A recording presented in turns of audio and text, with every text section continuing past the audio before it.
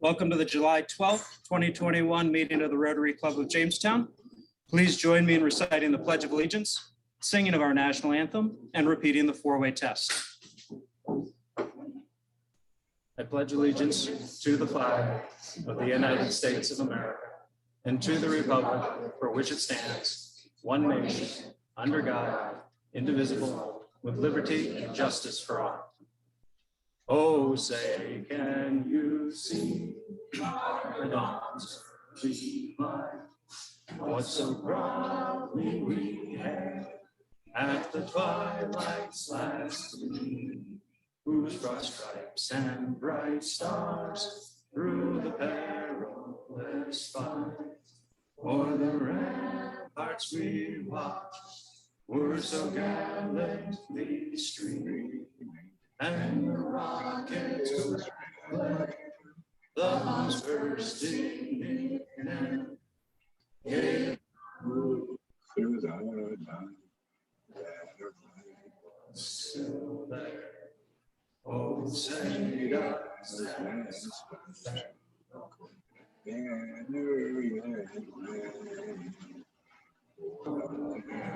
and of the free, and now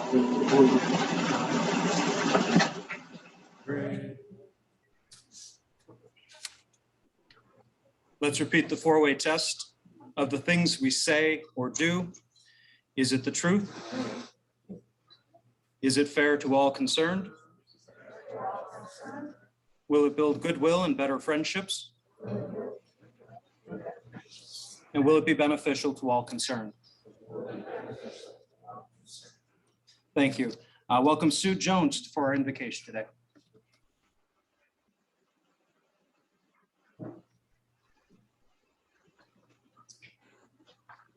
Each to their own faith, please bow your heads.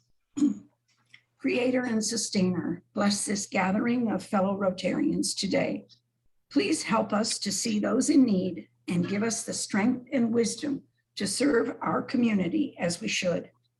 Help us to lift the burdens of others while we maintain the dignity of humankind. Soften our hearts to be sensitive and loving as we serve together as Rotarians. Amen.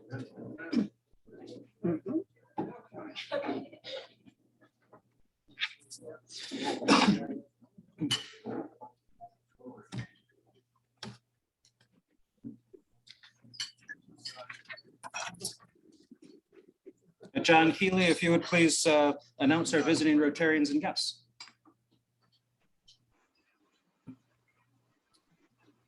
Okay, visiting Rotarians, Hadley Weinberg, I believe you have a guest as well.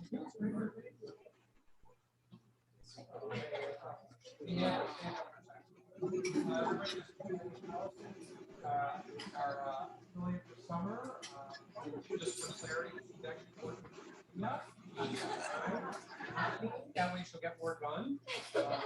Some of you might know her dad, Matt Carlson, which also be at the same time.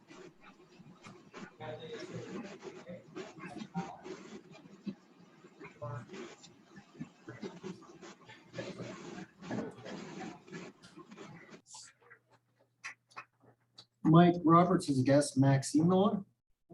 I have Max Miller. He is a Jamestown High School graduate and a graduate of Arizona State University.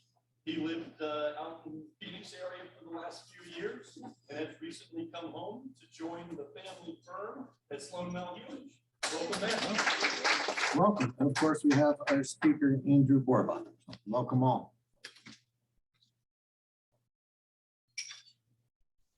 All right, we have a ton of announcements to get through and a really big agenda today. So starting right off, our Rotarily Yours recorded today is Ruth Lundeen. Thank you. The registration tables asked that I announce that we will no longer be doing free registrations online. So that link will get closed down. On July 4th, Dan Burns, husband to our former member Linda Burns, passed away. We've sent her a condolence card to the family on the club's behalf. The Board of Directors will be meeting this Friday, July 16th at 8 a.m. Our Monday, July 26th meeting will not be here. We will meet at the Northwest Ice Arena, where we'll get an update from their staff, followed by a tour of the new addition. There's a sign-up sheet going to be coming around here. Vicki McGraw is going to be our caterer, and so we just need a good head count. If Sue, you could start passing that along. And if you're the type of Rotarian who believes strongly that the most important way of the four-way test is to build goodwill, better friendships, then I'm looking for you to chair the social committee. Please let me know. The board held a special meeting last week and approved funding from the club's general funds to support the Tarp Skunk baseball program using an outfield sign. This is a joint effort with the Greater Jamestown AM Club.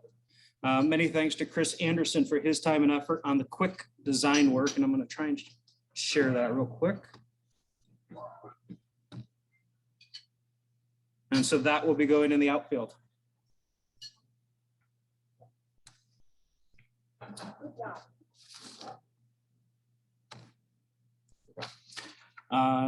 There's also a committee list circulating. Please check your name. Make sure we've got you listed on all the committees that you think you are part of. If there's a committee you'd like to join, please put your name on the list. The golf tournament, this year's golf tournament will take place on Monday, August 30th. Teams must be registered and all team members identified by August 15th. Please talk to Mike Bird or any other member of the golf committee. Also on that note, golf committee is meeting this Friday, July 16th at noon at the pub. And Tori Ergang, I think I saw you come in. Tori's got a couple announcements. One about membership committee and also about hands-on neighborhoods.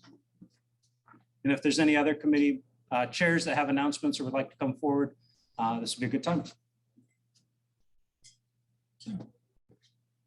So it's perfect timing with the membership list or the committee list going around to make a plea for new members for the membership committee. You want to be on a committee that meets only as needed and your work is very succinct and straightforward, then this committee is for you. And we have a great committee. Raise your hand if you're on membership right now. There's more, they're just not here right now. So don't fear, there's lots of people to carry the work, but we would love new folks to join us. I also wanted to, I think I see a paper on a table right there for community cleanup. I just wanted to make an appeal. What used to be known as Hands-on Jamestown is now known as Hands-on Community, and it's being coordinated through the land bank and in partnership with the Jamestown Renaissance Corporation, the Department of Development. It's got great volunteers from local churches and community groups. And the next session is this Saturday. So that's a little bit soon, but I'd love for everyone in our club to think about volunteering in August. It's the easiest volunteer work you'll ever do, except for maybe highway cleanup. You just show up, you go to a table, and they will, kind of deploy you with all the supplies that you need. And it's very easy. It's just cleaning up litter and debris that you see. So I think our family is going to try to do that in August again. And I would just encourage anyone in our club to give it a try.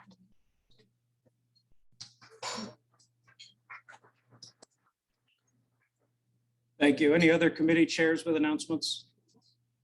Okay. I was also passed a note, one other sad notice, Barb and Vince Horrigan's son-in-law passed away. That funeral will be held in Florida. All right, with that, we're going to bring Sue back up here to celebrate July birthdays.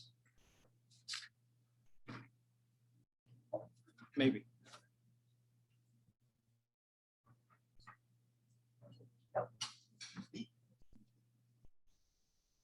I received a message from our Rotary Foundation chairman, Greg Jones, and he wanted me, it's easy, my desk is this, he can hold my hand. And he said, now that Rotary, the Rotary year has come to a close, he wants to thank you for supporting the Rotary Foundation. Thanks to you, more Rotary members in our community and around the world have been able to take action and make an impact. Your support of our foundation meant more projects were possible, more people were served, and more problems were solved.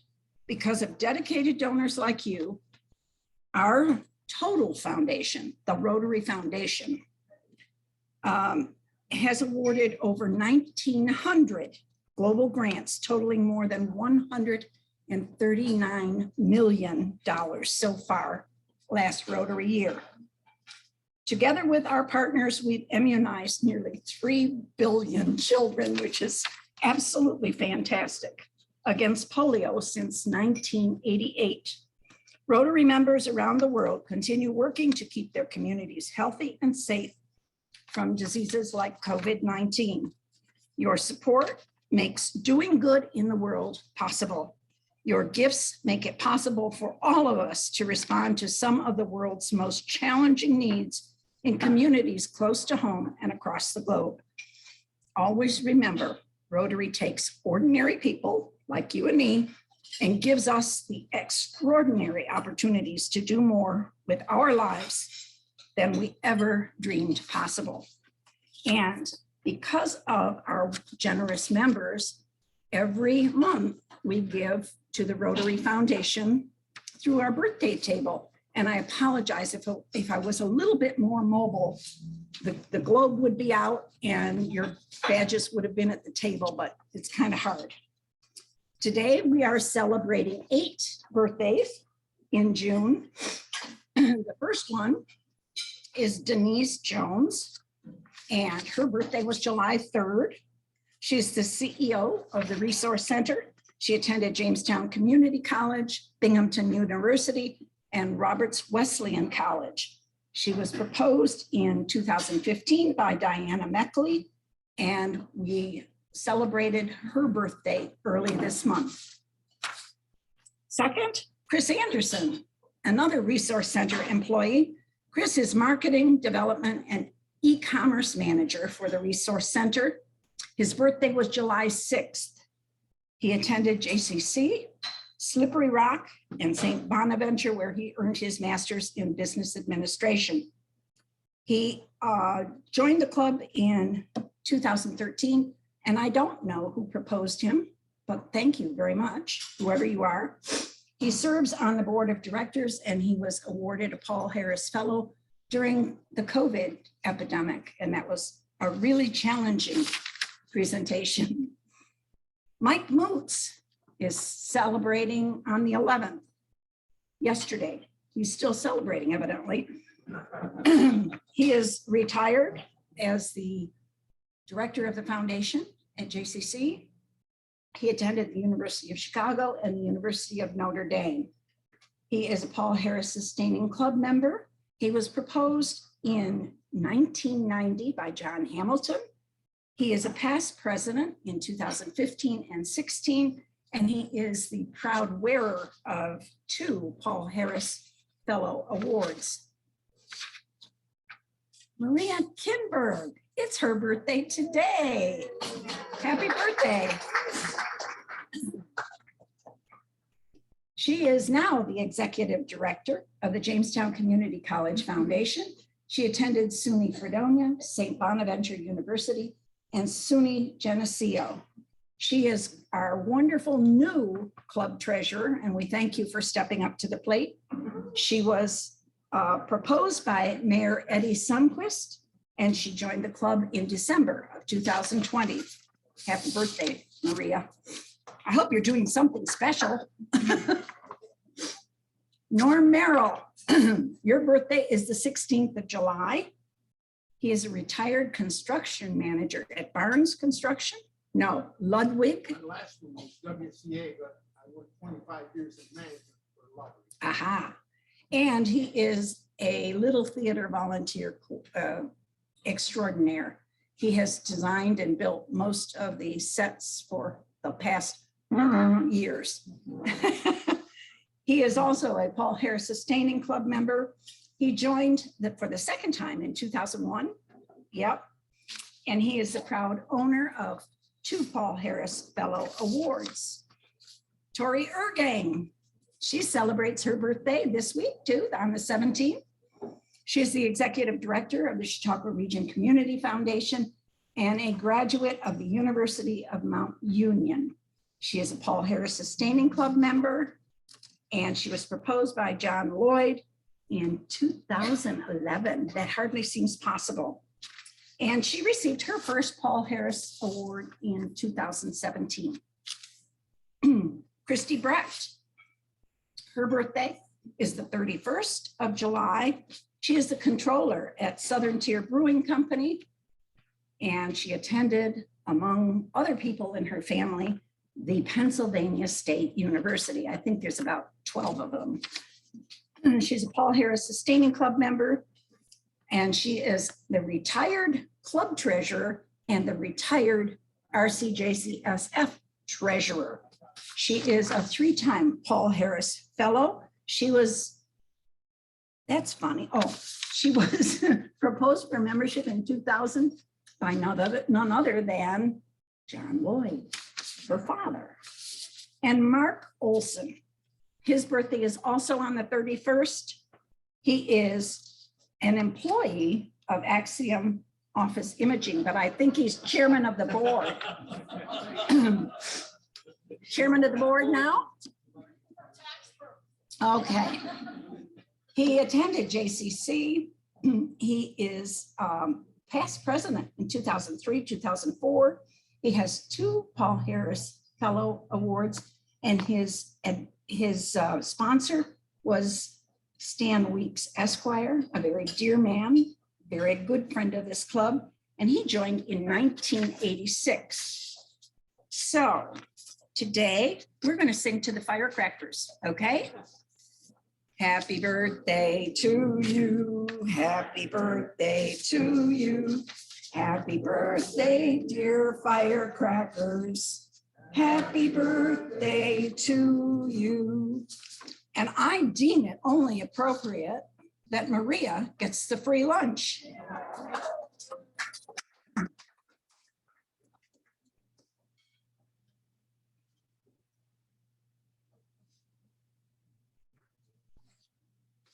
Thank you, Sue.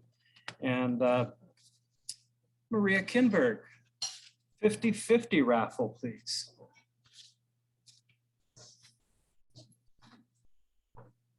Which will then be followed by our Sergeant at Arms, Doug Conroe. $29. $29. And I don't have my Our speaker glasses can on. pick the number. Oh, all right.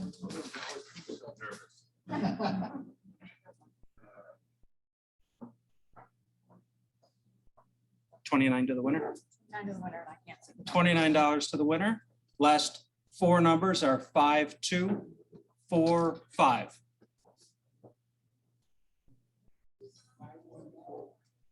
$5245. We have a winner.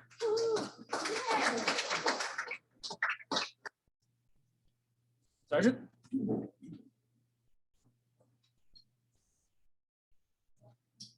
Good day. We'll keep it brief today because we have 2 important items remaining on the program.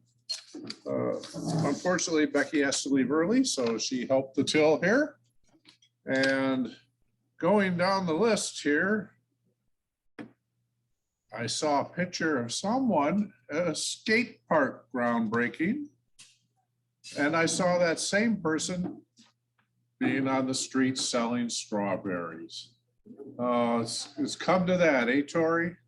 But you got to talk to the board and see if they can help you out. You know, raise that salary a little bit there for the Chautauqua Public Market. So. And Joni, wow, I never would have guessed that you were celebrating the 100th birthday. I never, yeah. Chautauqua Blind Association. And I thought Lisa might want to put in the pot. She had some involvement with that too. Yep.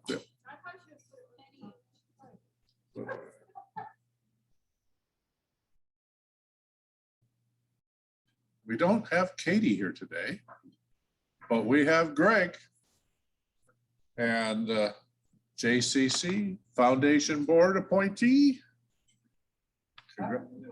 Happy to do it. Okay, that's good. That is good.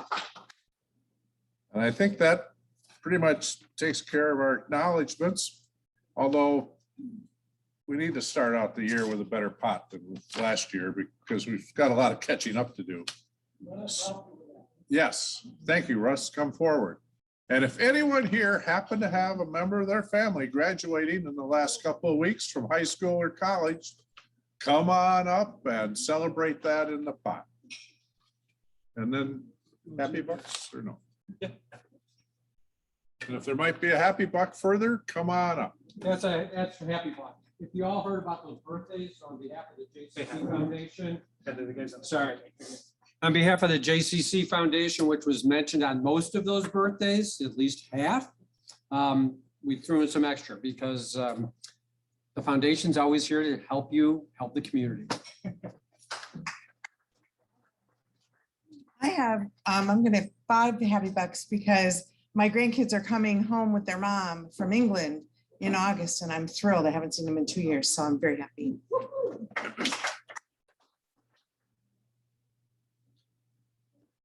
I'll put in 10. One, because we're back here in person. And for all of you on Zoom, come down, join the party. The water's warm. Number 2, just thrilled that next week at Moonbrook Country Club, we are going to have some of the legends of the LPGA. Nancy Lopez coming, Val Skinner coming, Donna Capone coming, Rosie Jones, 116 top 10s and 8.4 million in career earnings. Come out, enjoy. 11 o'clock, come watch them play a few holes. It'll be the 30th and the last Links charity. So please come join the party. Couple of dollars. My kids were home last week, and my oldest son and my grandson. And we kind of announced the fact that he's taking over the old homestead. Within next year, we'll be moving up to southwestern, that new one up there. Yep. And that'll be our new home. But I built this place 58 years. By the time he moves in, it'll be 59 years. But he wants to come back home. He's been away 40 some years. He says this is still home. So.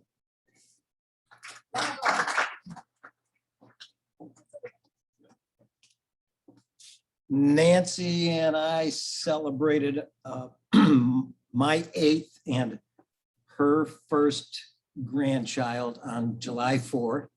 We named her America. No, just kidding.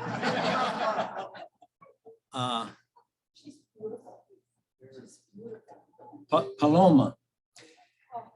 And which I guess means dove. So it was really wonderful, but we were down there waiting for it. And let me give you a hot tip. Wait till the baby's born because you can't really tell when it's going to happen. So wonderful 4 days with Nancy though.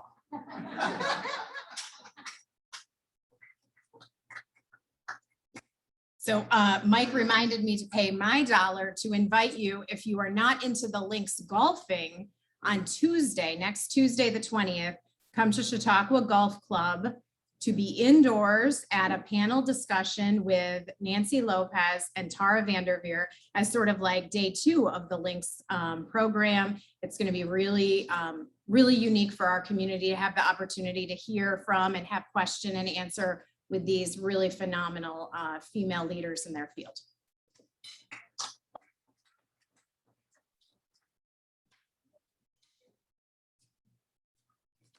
Thank you for everybody's contributions. The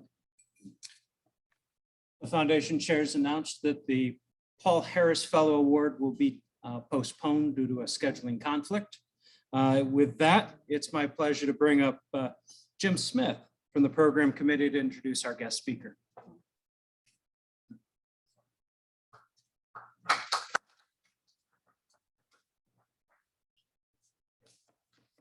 Thank you. It's really a great pleasure today to be able to welcome back our friends from Chautauqua. It's been a long time. Into the mic, this mic. Yep. So today's program will be about Chautauqua Theater Company. And next week, we will have our guest as will be Carol Roush with the Chautauqua Opera Company. So we're very excited about that. Andrew Borba is our guest, and he is the artistic director for the Chautauqua Theater Company. And this is his 5th season that he has been artistic director. And by the way, this is the 5th time that he's been a guest at our club. So it's nice to have him back again. He spent 8 years as the assistant or the associate artistic director, and this is his 16th summer at Chautauqua Theater Company. And through all that period, he has directed or participated, acted in several different performances. Some of the performances that he directed last season was One Man, Two Governors. Previously, for the Chautauqua Theater Company, he directed As You Like It, Noises Off, Taming of the Shrew, After Love, Comedy of Errors, Philadelphia Story, Macbeth, Twelfth Night, Swimming Through Abu Dhabi, and Carve, as well as the inner arts collaborations that were held at the amphitheater. As an actor at Chautauqua Theater Company, he's appeared in Building the Wall, Our Town, Arcadia, Every Good Boy Deserves Favor, The Just, All My Sons, Frankenstein, and Dracula. And outside of Chautauqua Theater Company, he has been on the stage too many places to name all across the country. He has also appeared multiple times on the silver screen, and he has been a recurring character or a star, guest star in over 30 TV shows. This off-season, Andrew directed The Beauty Queen of Lene at Detroit Public Theater and Love's Labor Lost at UC Irvine. And he's appeared in a reoccurring role on ABC's Speechless. Andrew is a cum laude graduate, of Brown University, and he received his Master of Fine Arts at New York University. He lives in Los Angeles, where he is head of acting and the professor of drama at UC Irvine. So Andrew, it's a really pleasure to have him back again. So tell us what's going on in Chautauqua.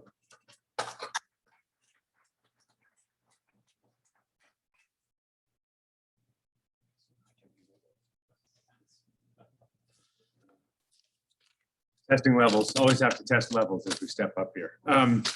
Thanks, Jim. It is actually, as you said, I've been here before, and it's always in July. So I always know the people who are having birthdays in July.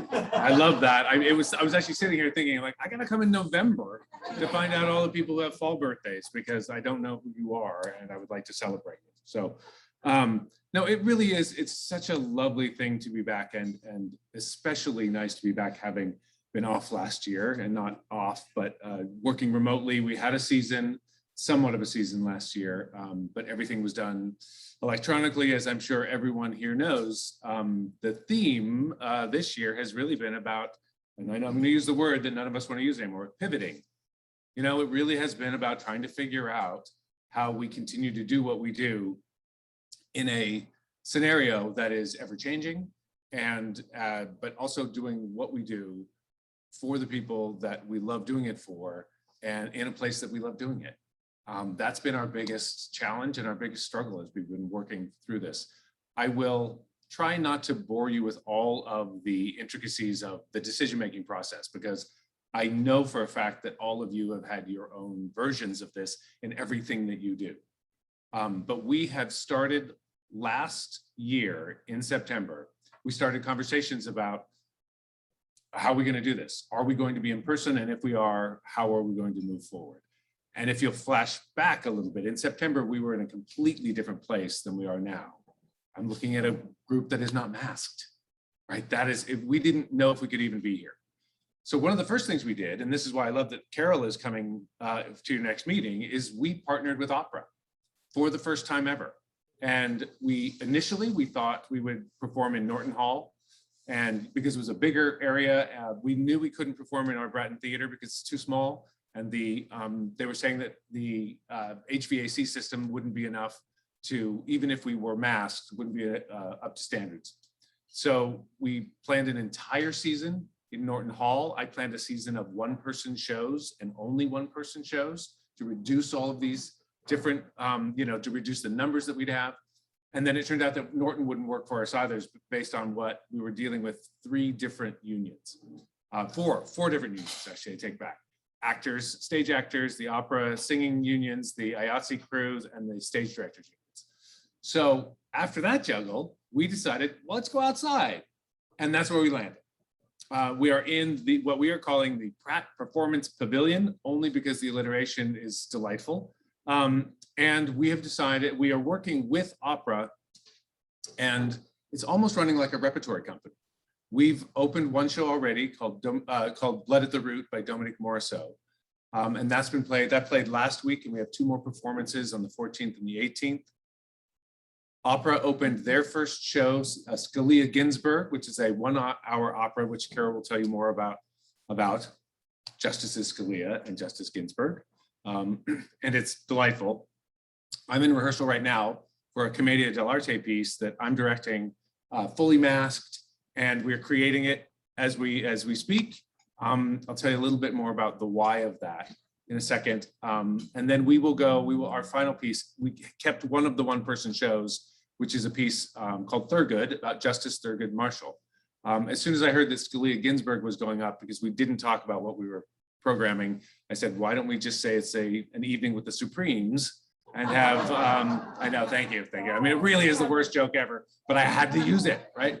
So, but I think that what's amazing about it, it's outdoors, it's a stunning space. It holds about 300 to 500 people. It will protect you from the rain, which we've had a little bit of this summer, but also the sun. Every single show is at 4 p.m. And you can, here's the little bit of the pitch, you can get tickets online, but we also have, if you choose to come and want to see it, you pay $25 for any ticket. But if you don't want to pay for the ticket, you can sit outside of the tent. So bring an umbrella if it's going to rain and a blanket, and that's free. So we really were, a lot of the effort was understanding that we have a real struggle right now about just getting shows up. The theater community across the country has had a 94% unemployment rate. It's devastating. And we are finally and gratefully back and working again. And that's it's been delightful. We've created a brand new space out there. The downside is that the administration at Chautauqua is upset because everyone keeps saying, well, why don't we have one of these too? So we're there, we're looking at it because it's really lovely to be outside. It looks out over the lake while we're there, and it's really quite beautiful, and you get a breeze coming through it usually. It's a really lovely space. But that's where we're at, and we're partnering, we're learning how to work together with the different art forms. They work differently than we do. They rehearse differently than we do. They're louder than we are, hard to believe. But I think that the other thing that I want to talk about in terms of why we chose the shows we did. Some were, as we said with Thurgood, it was a one-person show, one of 3 that we thought would be interesting. But we also wanted to make sure that we were programming for right now. There's a lot of, as we are all in our own very specific ways coming out of COVID. The question that I had as an artistic director was, what are the stories we want to tell? And the line that is running through them is, I think, the word now and community were the 2 things that really kept popping up. Because we've been isolated for so long. We're a live art form. We wanted to be in the room together.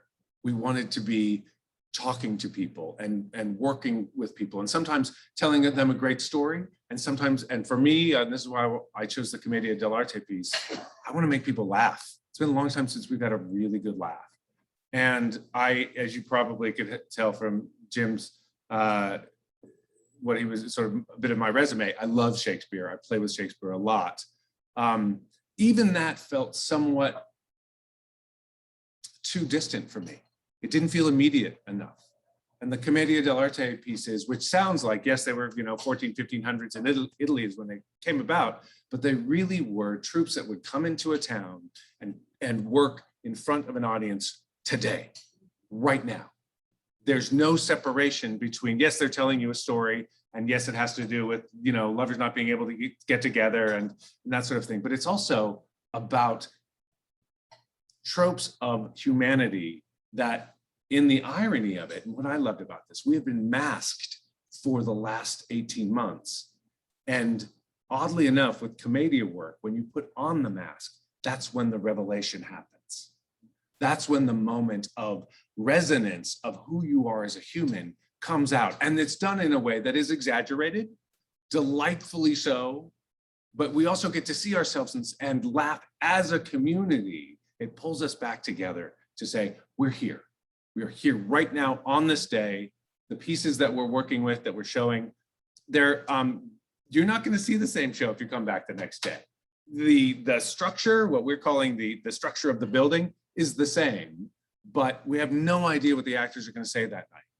And it will have to do with who's in the audience and how they're responding, and whether it's raining or whether it's one of those 95-degree days where none of us can actually feel like we can get cool.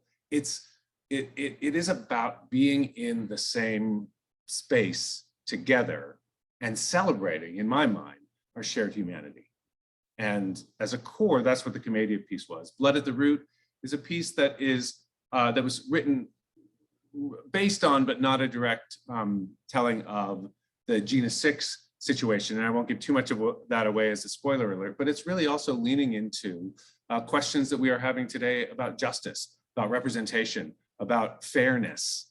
And that play is a call to action.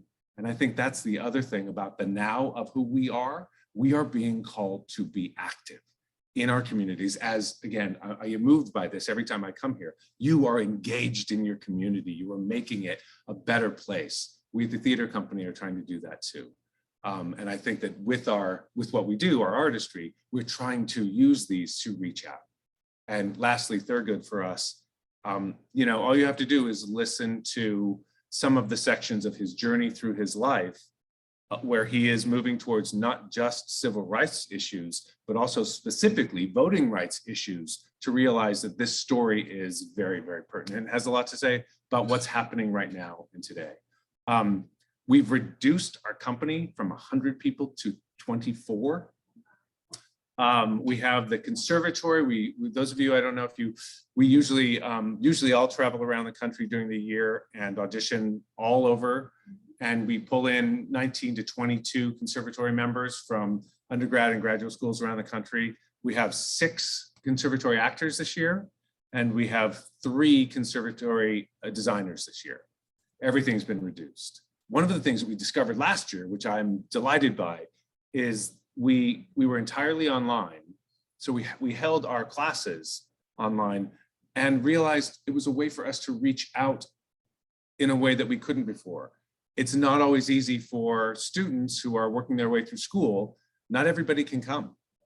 And that's really is important to me, because and I probably have said this here before, I was one of those students in school who couldn't afford to come to Chautauqua when my classmates did.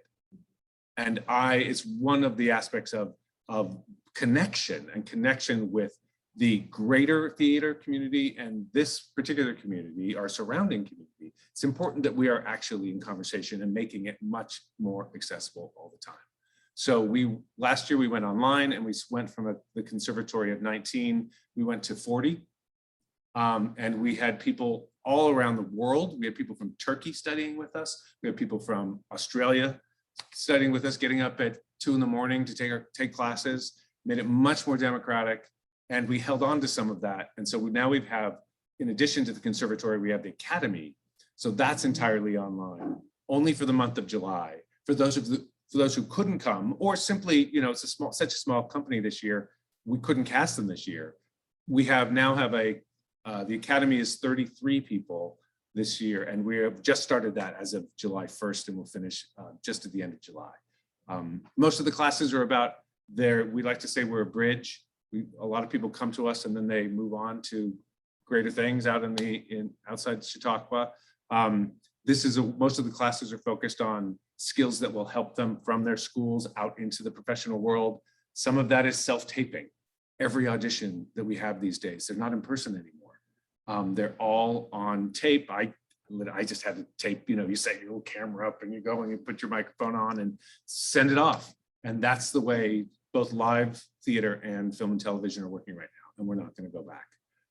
It might go back for the, for those few roles where, you're the lead of the movie or you're going to be on that series. Everything else is going to be electronic from now on.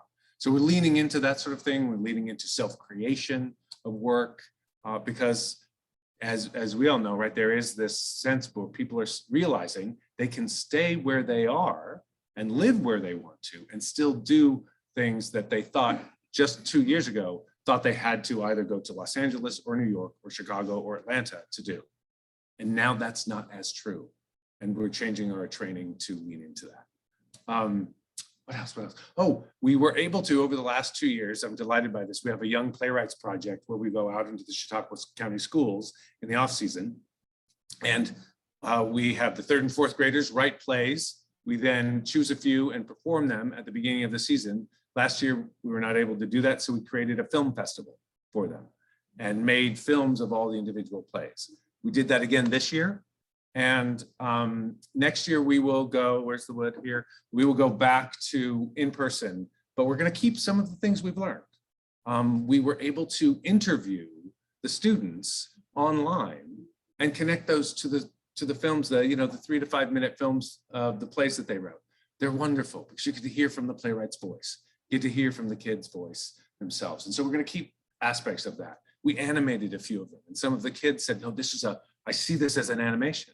We can now do that for them. So what we're trying to do in what feels like a drastic pivoting year of, somebody asked me, well, okay, what are your goals for the year? And I said, survival.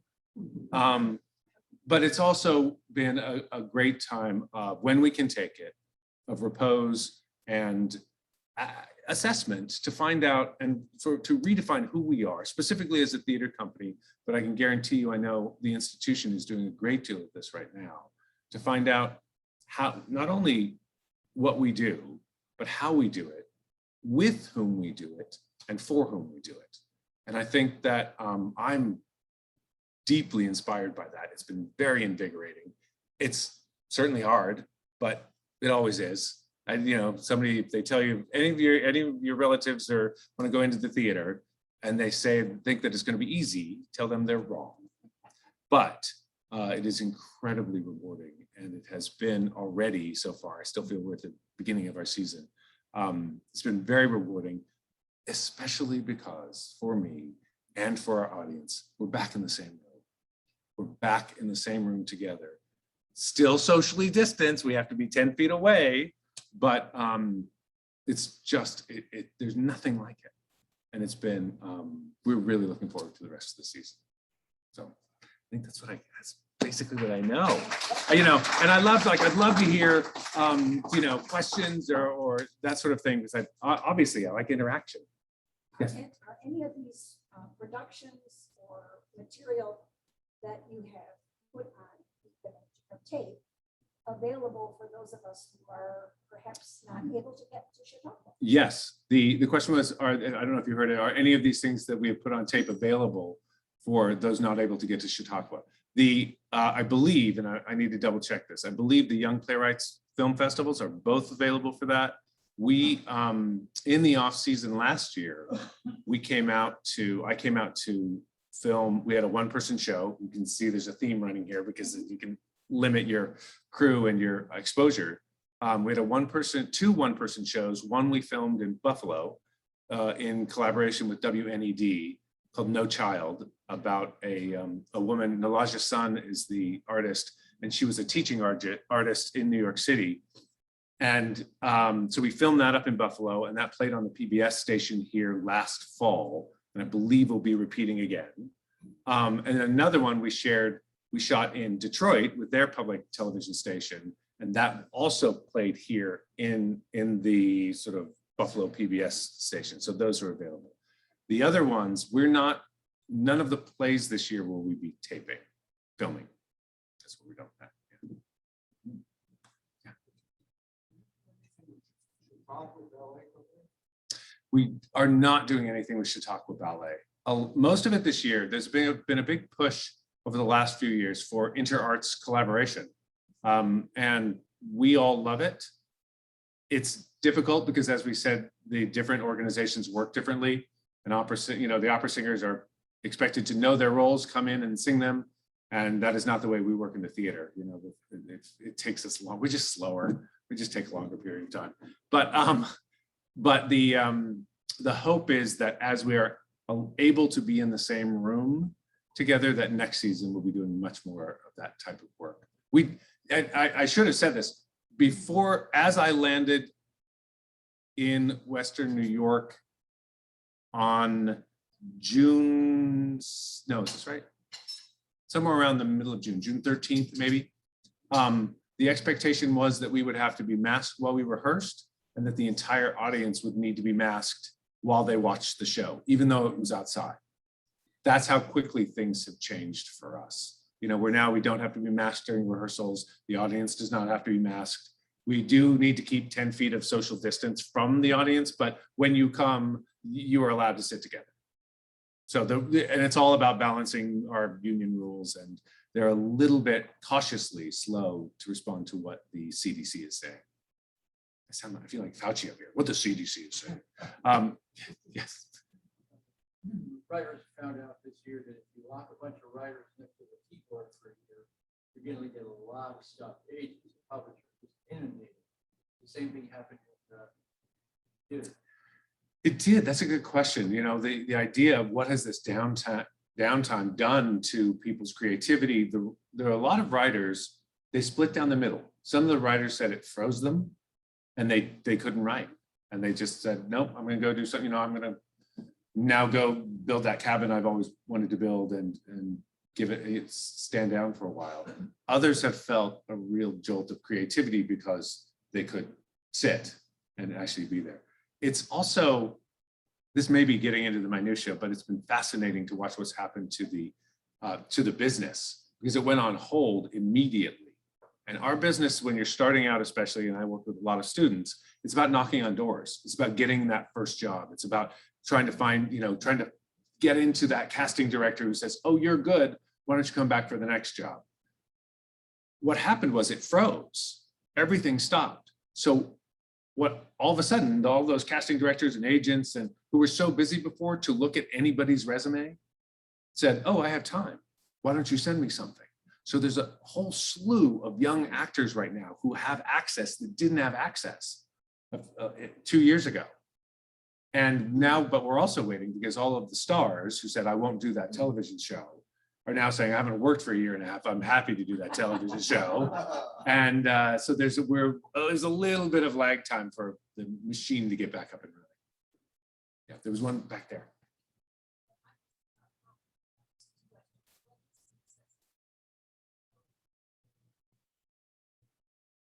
Of the space itself, we have a space for, it is grass that we have to travel over, but anyone with a scooter or anyone who needs assistance, we do have places and the ability to sort of help people in there. And then either you can stay on your scooter or we can park it for you and come back and get it again.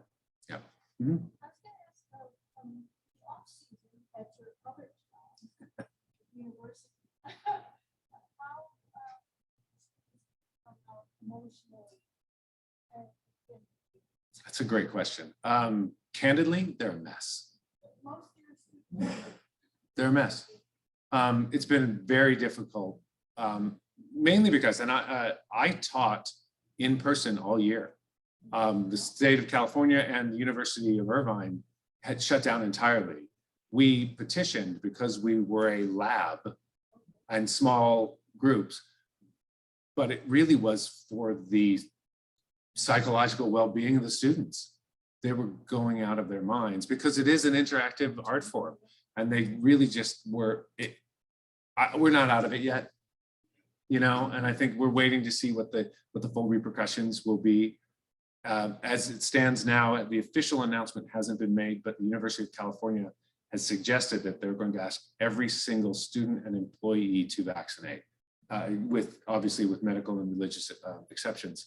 But that's over 1 million people that they'll be asking to vaccinate. And much of it has to do with it's very, as you know, it's very hard to teach. I can teach some things on Zoom in the acting world, but more often than not, my job is to be some sort of empath when someone is trying to work through a scene and to not be in that same room.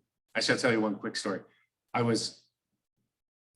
director once told me that your job as a director and a teacher is to close the escape routes, because anybody in their right mind would not want to be an actor. So we're all show-offs, but when you're asked to go to someplace that's vulnerable, why would you do that? Why would you do that publicly? And so when you're asking actors in a very supportive, safe space to feel something that is maybe uncomfortable, whether that's sadness or anger or any of that, usually in the room, you can work through it in a way to really help give them the support that they need and the strength that they need to know that they're in a safe space, but also to go through that, and it's transformation. It's one of my favorite things in the theater. There was one moment where I started to push a student and you could see his face get really scared, which you see in class sometimes. And then I saw in my Zoom box, he's in his apartment bedroom and has no place else to go and doesn't have the support of his classmates, of me, of being able to walk into the student lounge and having the third-year actors say to the second-year actor, oh yeah, you had that day today. That was hard, but just wait, it's great. I could see in that moment, oh, he doesn't have the support he needs. And so didn't push. It's a great question. Thank you for that. Tell us about Scalia Ginsburg. Well, I'm going to leave some of that to Scalia Ginsburg to Carol, because that's more her specialty. But it is, I'll say this, I went to it, it's an hour long, it is a delightful opera. And the performances are fantastic and really both, and it has both whimsy and intellect. It really is, it's not Scalia Ginsburg, it's Scalia Ginsburg. Who doesn't want to see these two people sing in competition? So it's really, and it's the composer and the librettist it's really quite playful. I'll say this, we went as a cast, and in my rehearsal the next day, my whole cast was singing Descent, Descent, Descent. Sorry for the bad opera, but it was hilariously funny. And it really, the piece itself is too. Yeah. All right, Kevin's coming up now. It's really, I just, as Kevin's walking up, thank you. Thanks for being here. Thanks for asking us in. And we will be, I will say this last thing I'll say, sorry, Kevin. The last thing I'll say is we have one, as many of you know, we had started a touring Shakespeare a few years ago to perform in Jamestown, in Mayville. We were expanding into Westfield and maybe even into Dunkirk just to sort of make it breathe. Of course, COVID pulled us back. We're doing one show in Mayville this year, but the intention is in full force to come back to the big expansion next season, most probably with 12th Night, but just coming out to be, again, in Jamestown, coming to you so that you don't always have to drive that way to come see what we do. So anyway, thank you so much. Thank you, Andrew. One of Rotary's major international programs is to eradicate polio in the world. We are down to just 2 countries in the world where polio exists. In honor and thanks for your presentation to our club today, we will make a donation in your name that will vaccinate 4 children who will never experience polio in their life. Remember to serve to change lives. Caring for and serving others is the best way to live because it changes not only other people's lives, but also our own. Thank you. And with that, we are adjourned.